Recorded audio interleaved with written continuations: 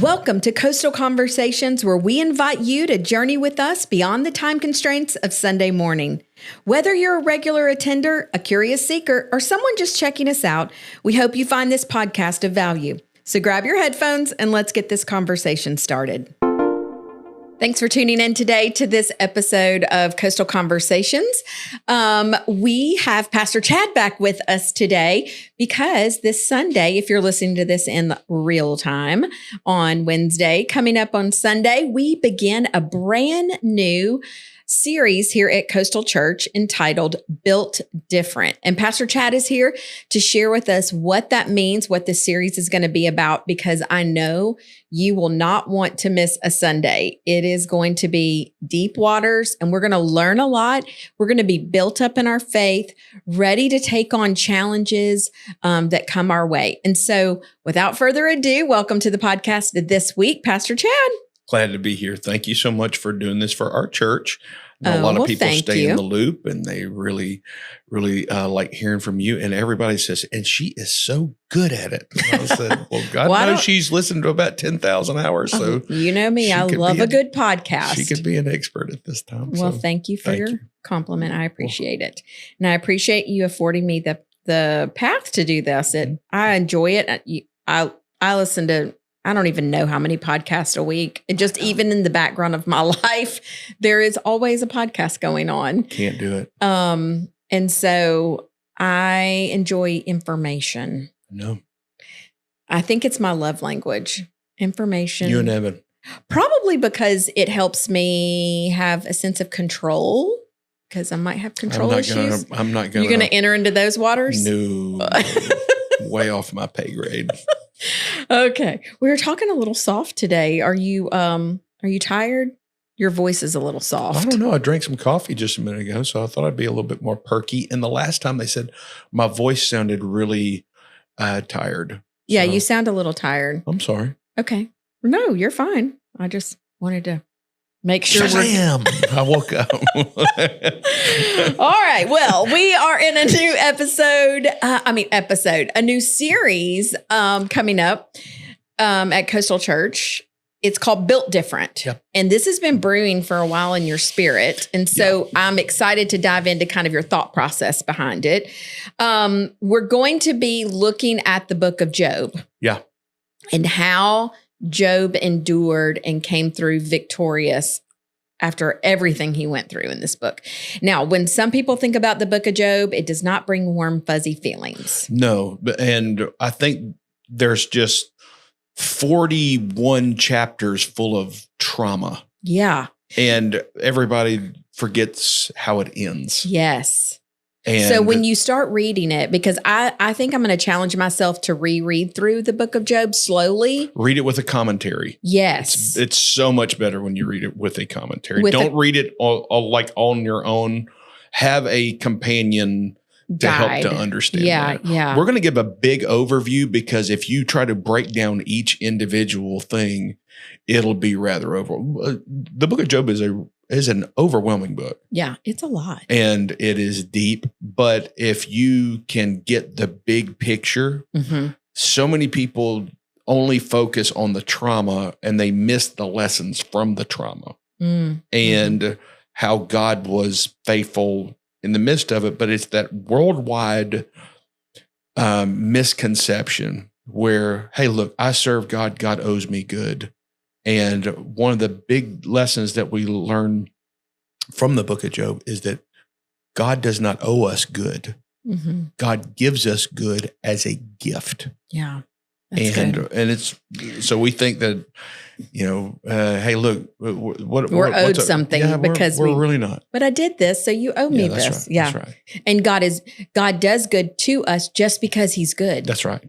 And that's something we have to think about. Yep. And keep reminding ourselves because we want to go back to, but look at all these things I did. Yeah. Don't, why is this happening? Why is this, When we were in Atlanta, I was in the green room with the famous evangelist, John Bevere. Yeah, I remember. And there was a lady that came in one time. She was talking about asking him to pray for her mother who recently had a cancer diagnosis, and she's giving like she was a pastor's wife. She's a missionary's wife. She's always served God. And all of a sudden I watched John Bevere goes, stop. And she just kind of stopped. And he goes, you don't have to give qualifications for your mother's healing. Wow. God heals because he is good, not because your mother is a worthy candidate for healing. Yep. And after it was over, I was taking him back to the hotel, and I was talking. I said, teach me what have he goes, Chad, in so many of your traditional Pentecostal charismatic worlds, people don't get healed because they come to God with this whole thing.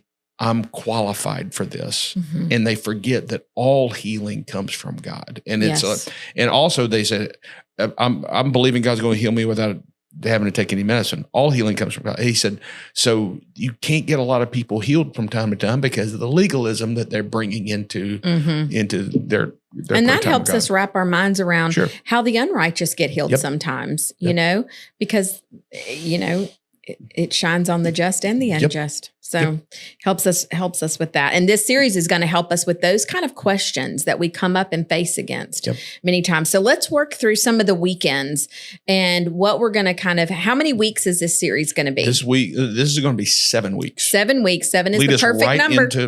It'll lead us right into Thanksgiving. Yeah. That the perfect number scenario was not a part of this. It just I couldn't think of any teasing.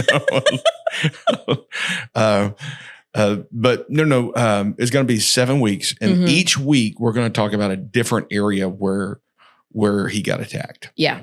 So the first week we begin this coming up Sunday, if they're listening in real time. If you're listening, if you're listening not in real time, you might have to go back into our YouTube channel and find it. We always post our sermons there. So you can go back and find this and re-listen. So if you're in there on a Sunday and it's like drinking from a fire hose, I encourage people, go back throughout the week, re-listen to the sermons, take good notes, reread your notes. Do your homework. Hide God's word in your heart. Use that as an opportunity to grow in your faith. So the first week, we're going to talk about the path to power. Yeah. Why is this important? And the big idea in this sermon is going to be Job never gave up his power to choose. Yeah. When you look at Job's story, what stands out the most about how he handled loss? Probably what I would have to look at this is that what you'll see is a very blessed man who has no sense of entitlement whatsoever. Mm-hmm. Mm. And that just kind of stood out to me. He is the richest man on the face of the earth. Yeah. And he still feels like he is owed nothing. Mm. And he's rich. We'll talk about this through. He's not only rich with stuff, he's rich with status. He has 7 sons and 3 daughters. And back in those days, how big your family was how great your family, was, and how powerful your family was. Mm-hmm. So he was powerful in land. He's powerful in everything like this. And he got attacked, not only in his finances, he also got attacked in his status. Yeah.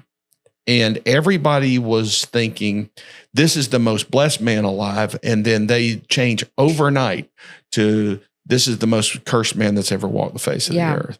And so that was probably what stands out the most to me. He doesn't have any entitlement, but he also, in all of this, what I love so much is that he never, ever relinquished his power to choose. Mm-hmm. That's good. There was nothing he could control about what was happening to him, but he had everything to control about what was happening inside of him. Mm.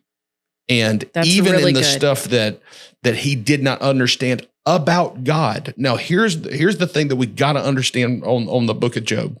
I'll try to hammer on this multiple times, not just one week.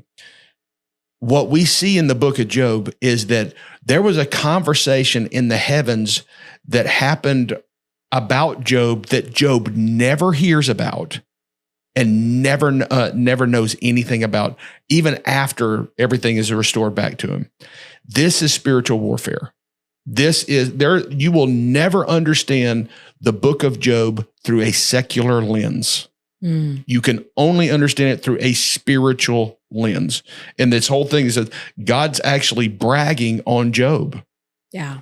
And Satan even agrees on his brag. He goes, yes, this is the most blessed man alive. But if you take it from him, he'll curse you to your face. And so all of this comes back where for you and I to understand, why is this happening? There has been conversations in the heavenlies about us that we do not hear, and we will not hear until we get to heaven. And that's the part of walking with Jesus that we have to get to the place where we are content with not knowing everything. There are some things that we're going to experience in life that we're never going to understand. Yeah. And we're not meant to understand it in this life. The best thing about the book of Job is it helps us to live our lives with an eternal perspective. Yeah. And no matter what we are going through, we are going to be dead a lot longer than we're going to be alive. Job understood this. Yeah. And so he never gave up his power to choose. The next week, we're going to be talking about responding to financial trauma. And the big idea around this the second week is, what do we do when the devil attacks our finances? Yeah. What can Job's story teach us about trusting God more than we trust in our bank account?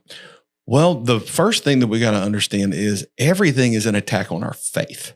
And even though the finances are what we're seeing. Yeah. So one of the things that I've tried to tell our staff, and I've tried to tell, young emerging leaders, especially church planners, where all they see now is that Coastal is building. We got all this nice stuff. What they didn't understand was me waking up at 4 a.m. to go to work at Chick-fil-A and working on landscaping crews and any other place.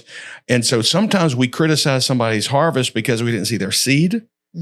And so I've had to be able to tell everybody the first thing that happens when we're building our faith is we have to believe God for finances.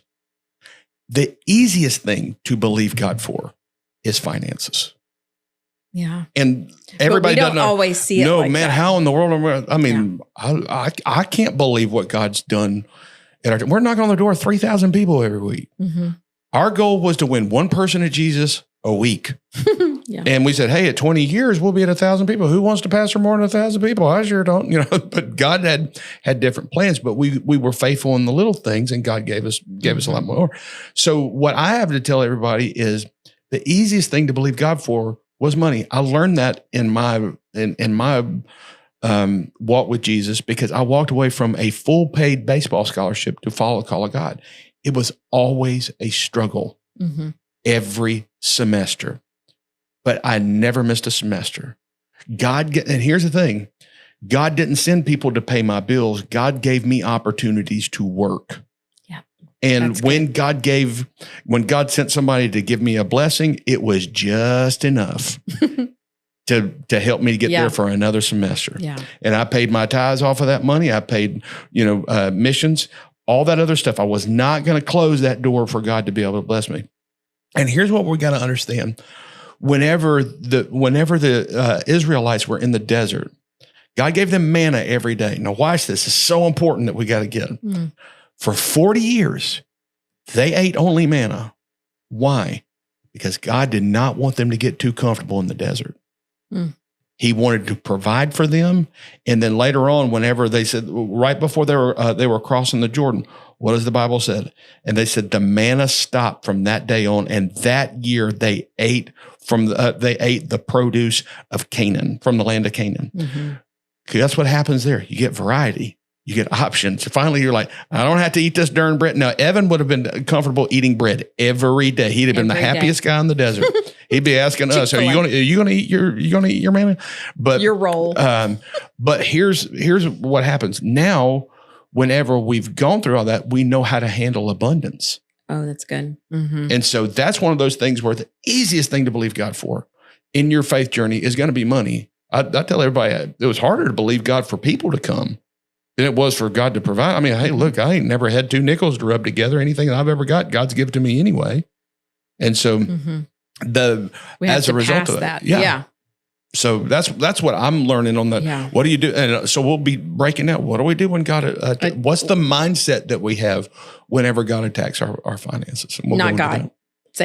You said God attacks. Well, excuse me. When Satan attacks our what's the mindset that we have to have about God? Yeah. How are we built different to handle that? That's right. When our finances are attacked, and how can you, and I can hear somebody thinking like, that's really the hardest thing for me to believe God for is my finances. But when we change our mindset, it really becomes the easiest thing. When we see God as a good God that wants to provide for us, it does become easier. Well, it also shows, if somebody says money's the hardest thing for me to believe God for right now, it shows how very much we're at the beginning level of our faith journey. Where you've just looked, hey, look, well, I've had, like Paul said, I've had a lot. I've had a little. Now, which one do you think he preferred? He probably preferred having a lot. Yeah. But the other thing too is that he learned, I've come to a place of contentment where I just know God's going to provide for me. It may not be as much as I once had. Mm-hmm. But that doesn't mean that's all I'm ever going to have. Right.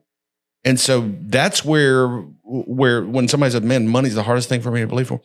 Well, this lets us to know God's wanting to take you deeper in your faith journey right now, because I'm telling you, this will be the easiest thing that you will ever believe God for. It's going to be money.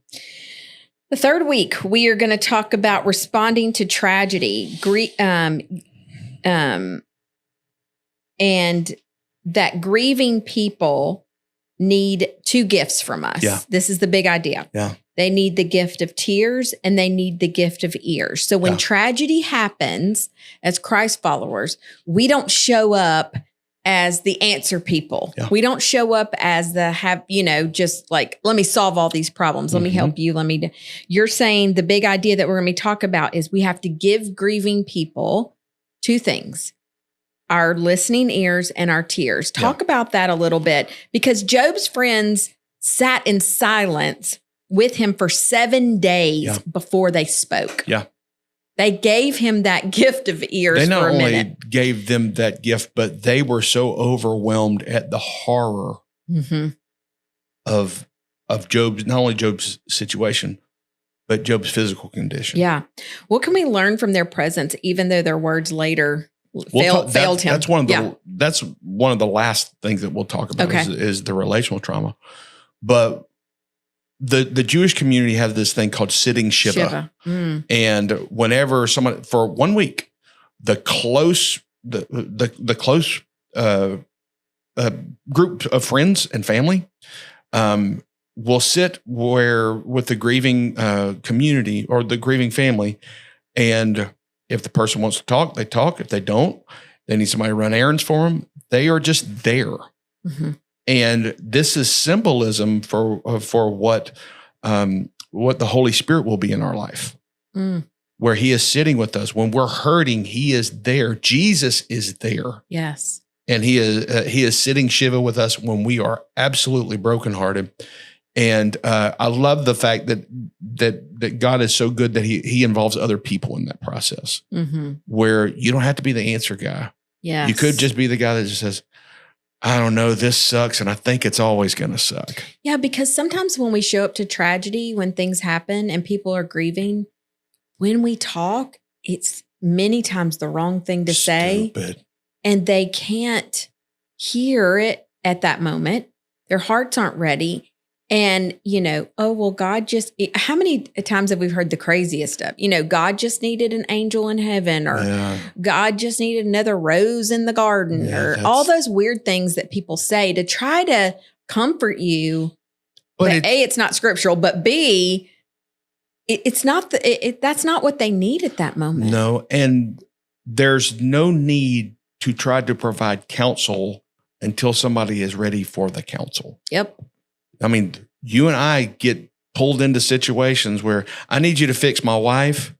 You expect us to fix in an hour what you've been going through for 35 years. Yeah, and they're not ready to change. And you're not ready to change either. So this is what the role for, let the Holy Spirit be the counselor. Mm-hmm. And everything's way too fresh. I mean, it's kind of, you begin, because God works in seasons. Mm-hmm. Most of the time when somebody's going through a major loss or something like that, they are emotionally physically and mentally exhausted. Mm-hmm. So my only counsel that I have when somebody's experiencing major loss is, are you resting? Mm-hmm. I just can't sleep. Can I give you a little bit of free counsel? Put yourself in a position for sleep to come, even if you just have to lay down. Yeah. Just and maybe, when you lay down and you've got the television on or something like that, your body will just get, and that way you come to a little bit more clarity, mm-hmm. a little bit quicker. But people are like, I haven't slept in 4 days. Well, you're gonna be pretty jacked up. Yeah. The next weekend we come to is responding to physical trauma. Yeah.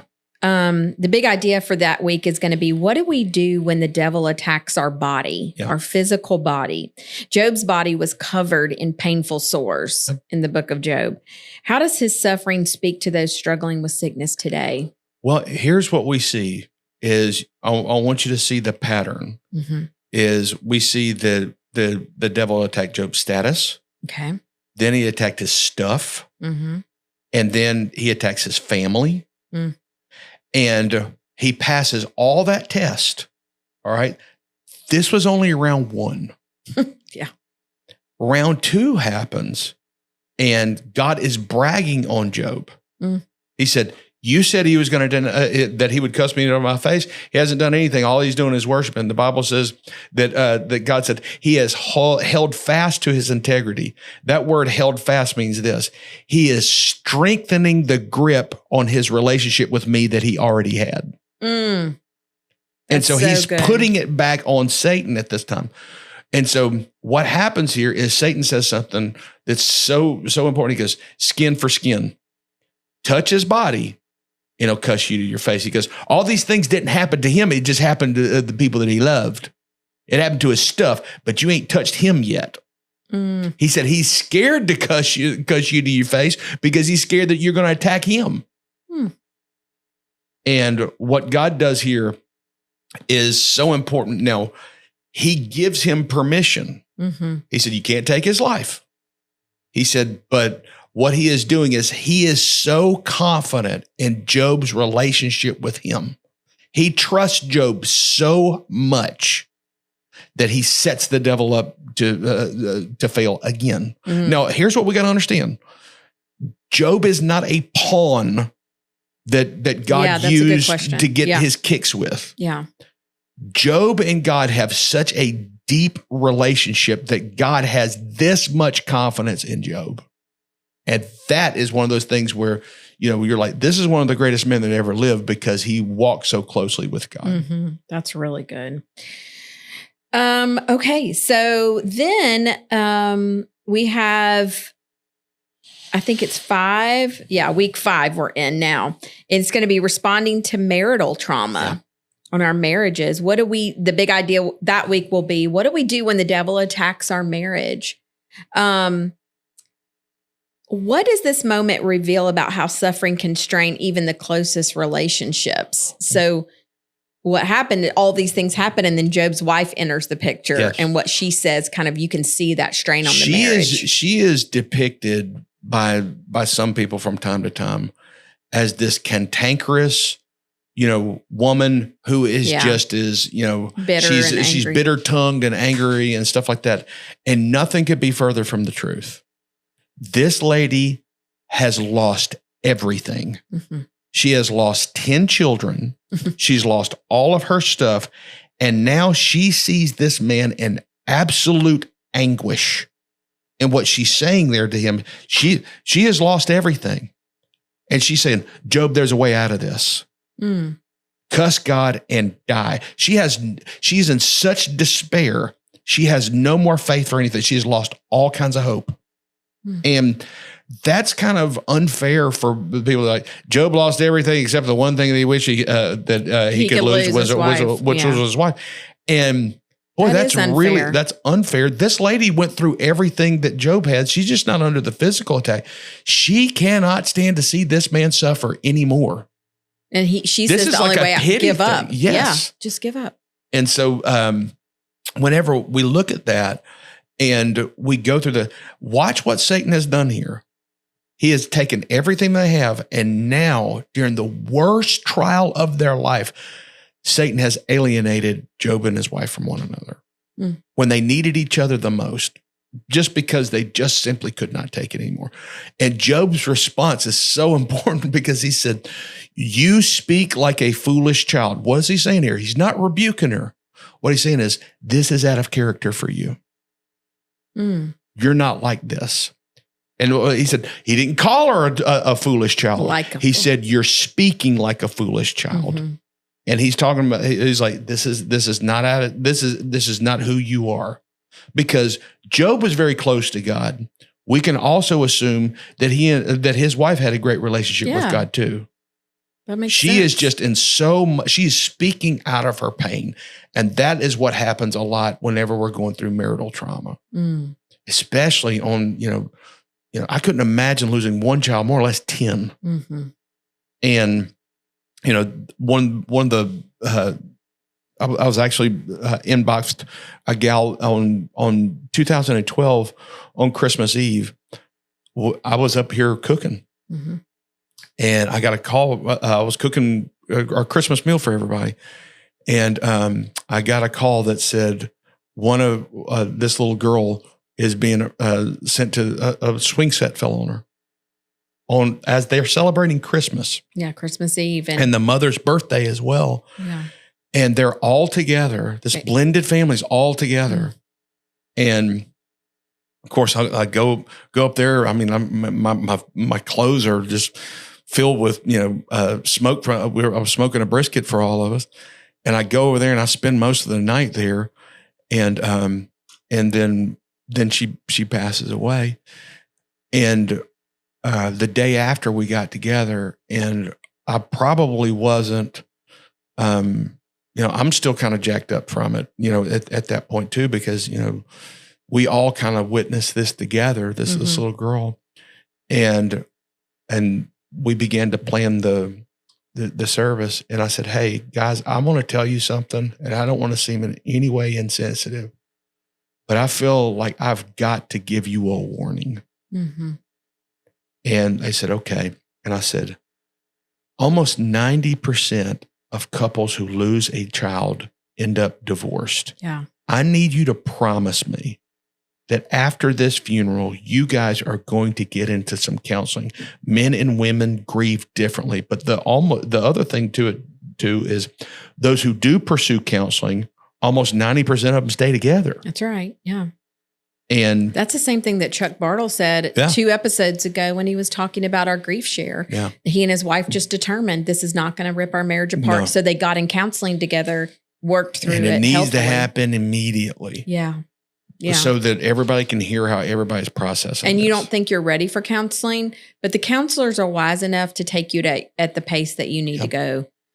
That's good. They're professional question That week is going to askers. help, I think, a lot of marriages. I think so. Okay, week 6, we were responding to spiritual trauma when the devil attacks what you thought you knew about God, which is, wow, that's going to be a big one. Job cried out with deep questions in the book of Job. He's questions like, why was I born? And then he says, why do the wicked prosper? He's trying to figure all this out because what he thought he knew about God is flipped. Yeah. And it's all destroyed. And so he asks these questions. These questions are cries from Job's confusion about what he thought God was like. Break that down for us. Okay. So Job's biggest trauma in all of this that he goes through is the spiritual trauma. Because he goes through months of thinking that God is mad at him and he has no reason to know why. He's trying to figure it out the whole time. He is trying to figure it out the whole time. No, I've not left the gate up. All of his friends are like, you've had to have sinned because they only knew God one way. Yeah. No, you went from blessed to cursed overnight. You have had to do something. And the book of Job is so profound in the fact that what you and I will experience in this life, when we go through tough times, it will not be because of punishment for sin. And it will not be because we've ticked God off or we've done something stupid. And here's the other thing.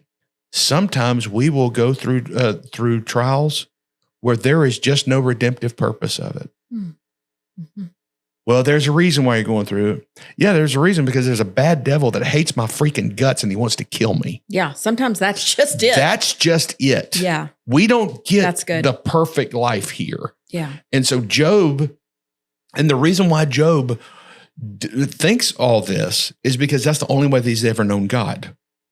And he has only known the blessing of God. He's only known the good side. And here's what too many people forget. Job says something at the beginning. He said, look, the Lord gave and the Lord's taken away. Well, who took it away? It wasn't God. Mm-hmm. It was the devil. He is only seeing that this is, God gave it and God took it away. And it's like, God's like, no, I gave it, but I didn't take it away. Mm-hmm.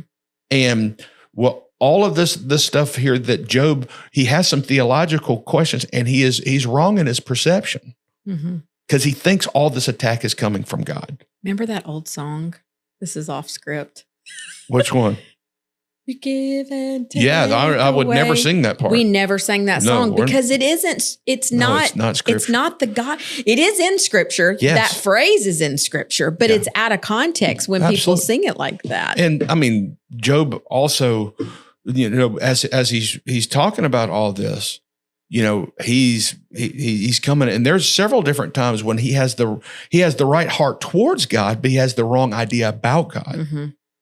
And then later on, when God finally speaks, he unleashes.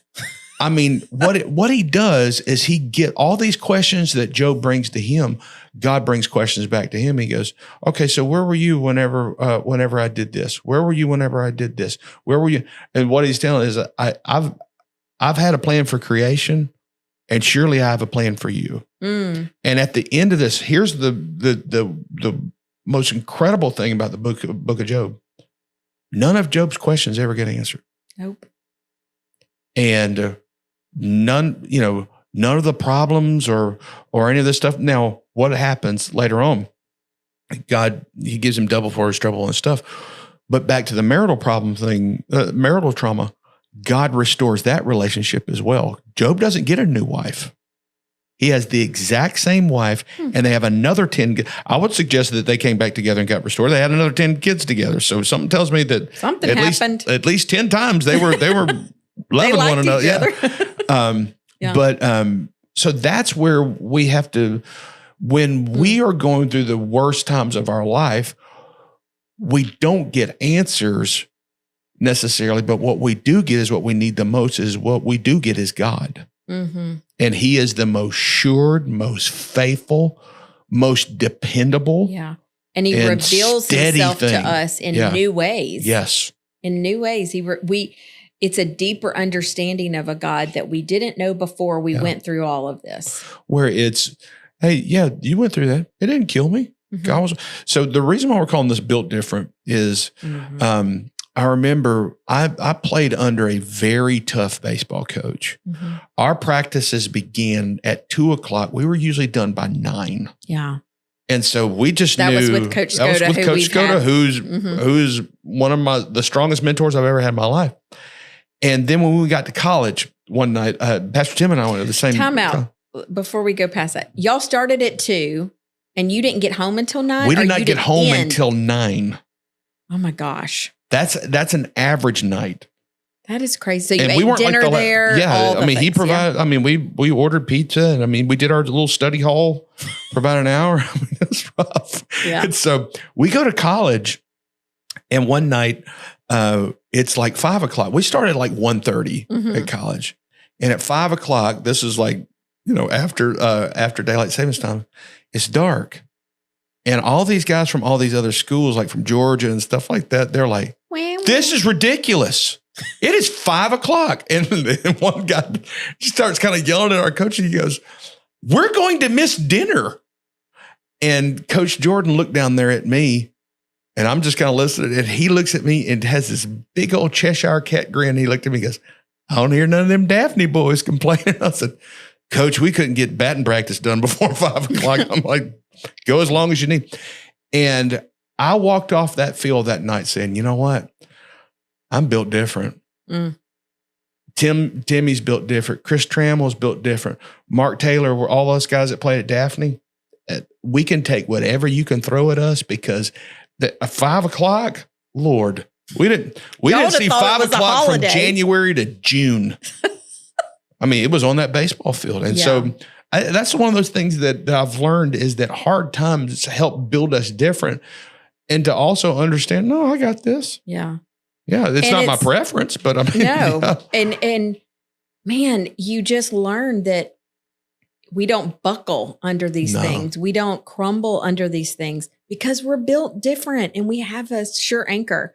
And I want our church and I want there to be, I would like for Christians to understand we're tougher than we think. That's good.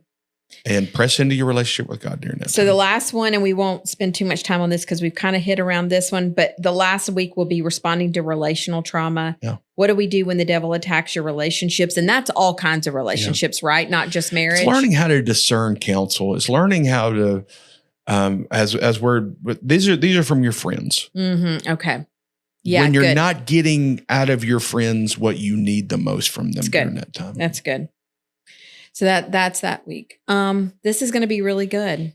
I hope. I know. So we're going to read through the book of Job. We're not going to do it chapter by chapter, but No. we're going to get the big overview at home. If we want to read through it, you suggest us to get a commentary to read beside, which you can do that on all kinds of ways to get a commentary. I use now. Blue Letter Bible. It's an online commentary. BlueLetterBible.com, and you can put it in there and look up commentaries. Yeah, it's free. Oh. That's a great one. There's others that you can find online, and I've got tons of commentaries. Just Blue Letter Bibles. Usually, if I'm reading my Bible from my phone, I can usually always go there. Yeah, it's easy. Okay, well, as we end the podcast today, we want to find out your new favorite thing. I always seem to have a new favorite. I mean, you usually bring like a snack or a little trinket or something, but today I feel like it's a little different. Yeah. Hey, what's your new favorite thing? I'm a constant tinkerer. I tweak on everything. Yes, and we know this. And I'm constantly wanting to improve, see how and so a couple of months ago, I began doing this with my quiet time where I'm like, I want to get more out of my quiet time.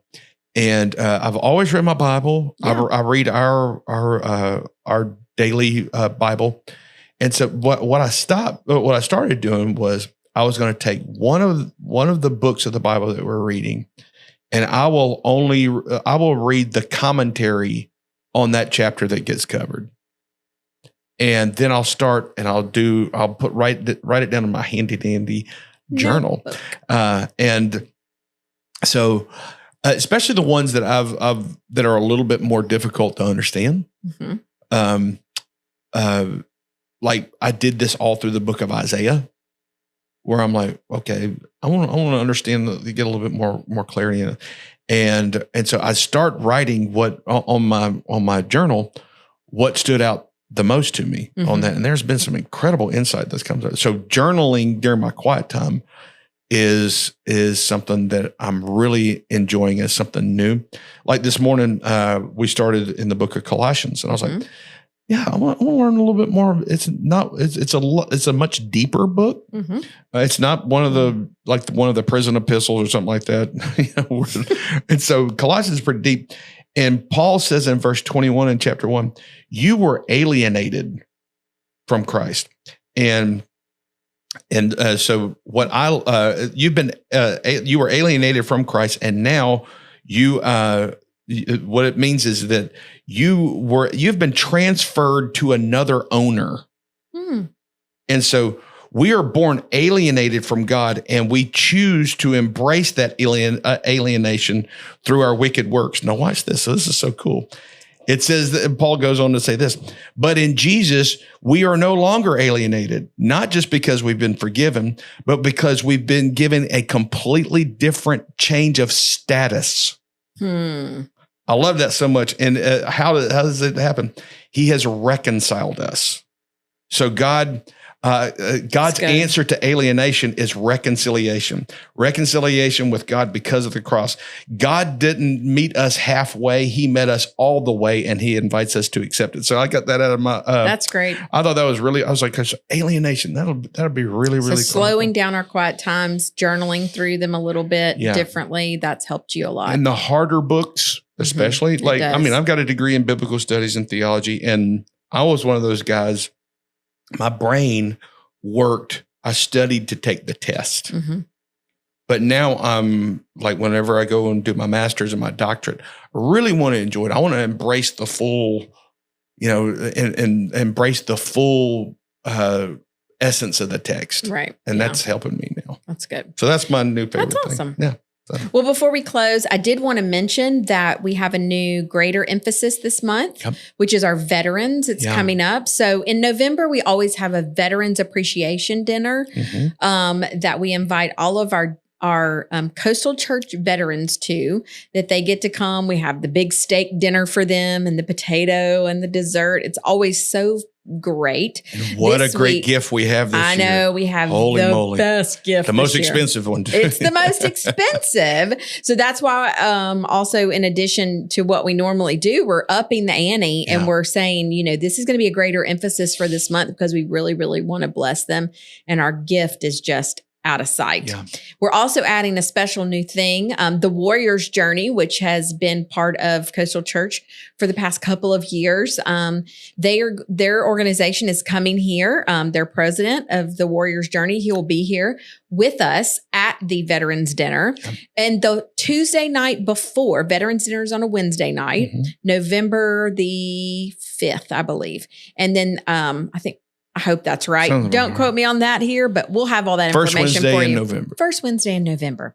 But that Tuesday night before the Veterans Dinner, he will be here. If you are interested in ministering to veterans, just coming alongside of them, helping them in their journey, even helping understanding them with their life, and understanding them. If you got some veterans in your family or whatever. And hey, what do they need the most right now? So that training that Tuesday night will be. We're going to be a campus. All of our campuses are going to be trained by the Warrior's Journey. They have such profound curriculum, and also, how to refer them to the experts. Yes. And what to do. And they are saving lives daily. And so we're really becoming a partner church with them. Yes. To help expand their ministry down here. And we're excited about that. Very much so. And even, a lot of veterans, they don't enjoy crowds. And so even if they don't ever set foot in our church, we'll have a ministry. We're going to have a ministry for them if they like something a little bit smaller. Hey, I can go over to so-and-so's house and kind of be in their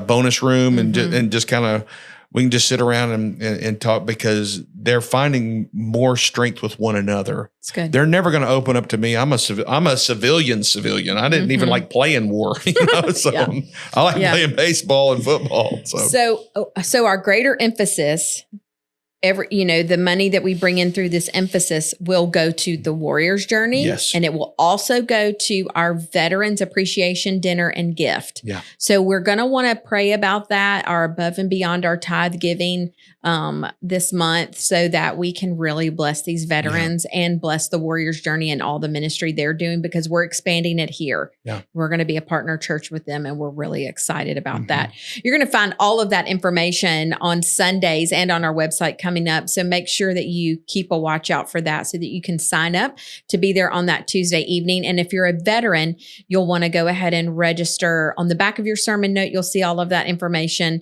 And it will also be in the Current that comes out. If you do not subscribe to our weekly newsletter called The Current, or our Monday newsletter called The Weekend Recap, almost forgot that. You want to make sure to go to our website and subscribe to those newsletters so they come right to your inbox every week, so you can stay in the know of everything happening here at Coastal Church. Well, this has been a fantastic episode. Thank you so much, Pastor Chad, for being with us.